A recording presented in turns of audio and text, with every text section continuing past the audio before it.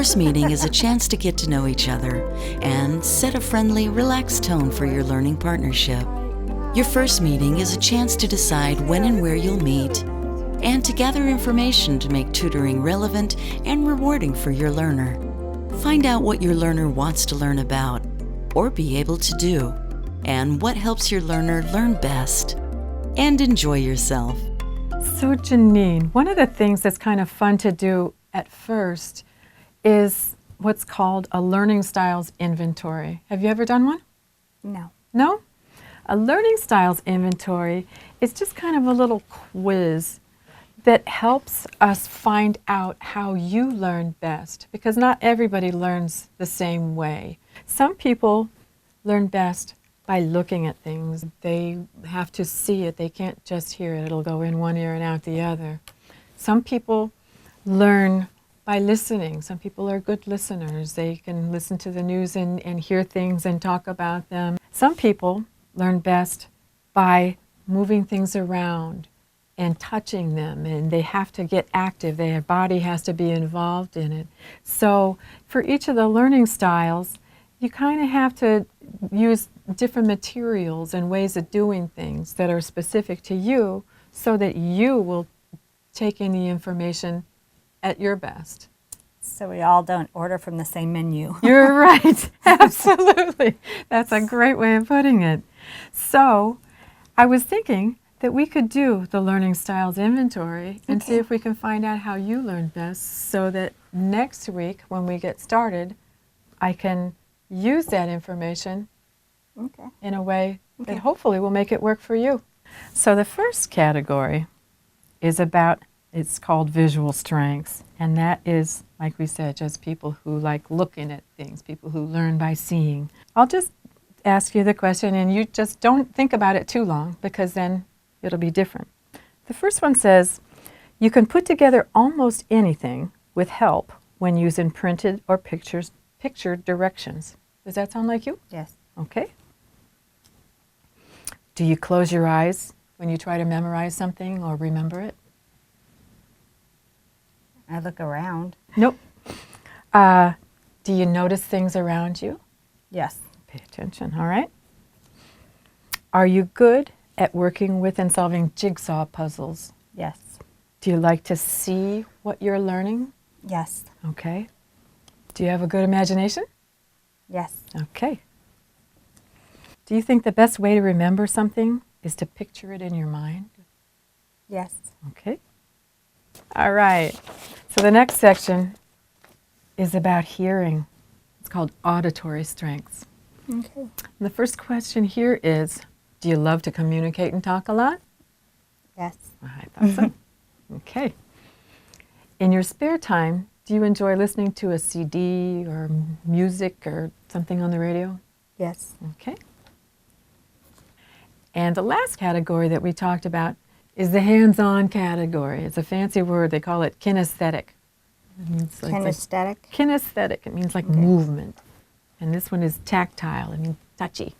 People who are like to touch things and move them around. Yeah. So tactile is touching. Kinesthetic is moving. Okay. Yeah. Is it hard to hold your attention, especially when reading, unless the story is full of action? Do you need, if you're reading a book, does it have to be something that really grabs your interest, or you kind of drift off? Okay. Are you a high energy person who doesn't sit still much? Sometimes. Sometimes? Well, we'll call that not so much. Okay. So when you were young, was your mom always yelling at you, don't touch that, don't touch that? No? Okay. So it looks like from the inventory that you are mostly a visual learner. Looks like this is your predominant one, the one that works best for you. If I said, okay, read through this, how would that work best for you? Would you remember more if I read it and you're looking at it at the same time? We did it together. Yeah, yeah. So that means that the taking things in, the seeing it and the hearing it together is going to strengthen it for you more than just giving you something to read. So see it, define it, and use it. Yeah, yeah. So for a visual learner, it means you remember visual details.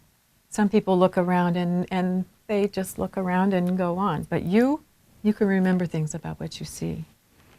It says you can follow along when others read. Mm-hmm. Yeah. You would rather see what needs to be learned. That's what we just talked about. Yeah. Yeah. You need written instructions. If somebody says, okay, here's how you make cookies, just like me, you probably won't remember past ingredient 2, but give you the recipe and cookies it is, right? It says you also might have trouble following lectures. And for a visual learner, as a reader, you learn from reading words and stories rather than hearing them, and you figure out symbols and signs because you're used to looking at the details. Does that sound right? Yes. Yep. You're an observer. You look around for the details. Those are the things that clue you in. You read other people's body language. Are you good at that?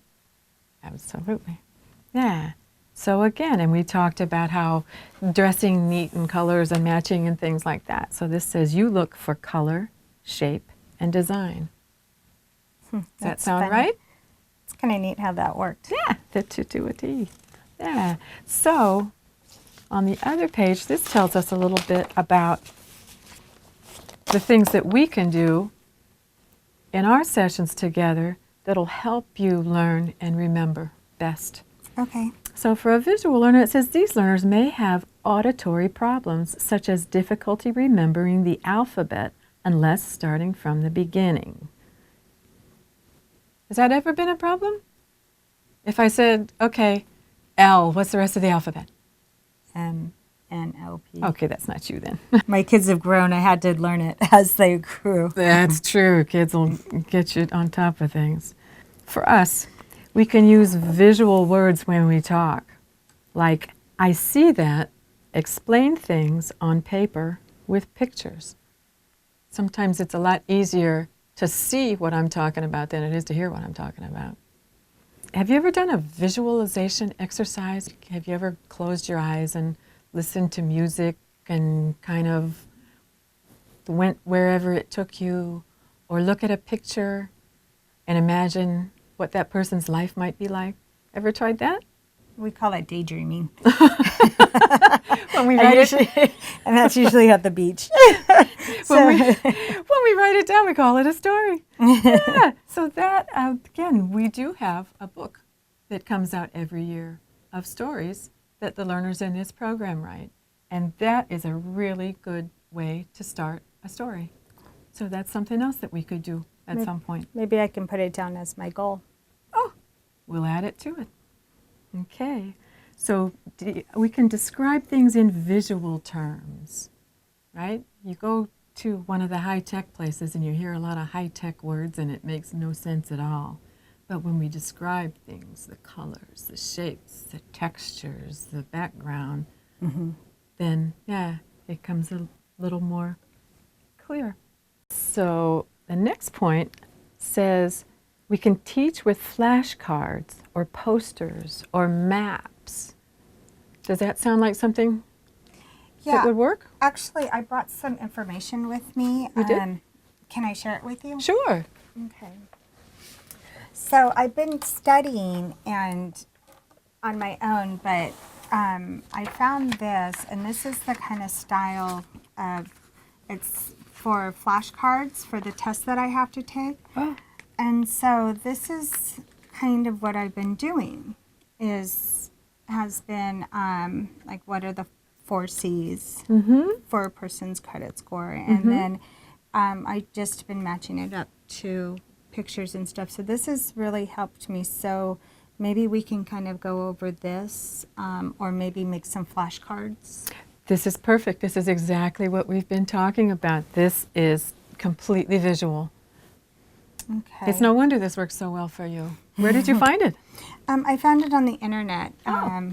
So I went through my class and I graduated and got my certificate. Now I just have to take my state test. And so this is what when I hear the word test and stuff like that, I get a little nervous. So I really kind of just did some research on the internet, and this seemed like a good fit for me. You were right. It's absolutely perfect. And this is good because going forward, this is a great example of what I can do to help you with other things.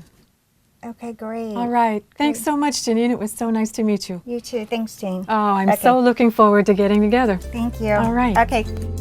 Both tutors and learners tend to feel nervous about meeting each other and getting started. Just know that sharing your time and yourself and a sense of enthusiasm will get your relationship off to a great start on your learning adventure.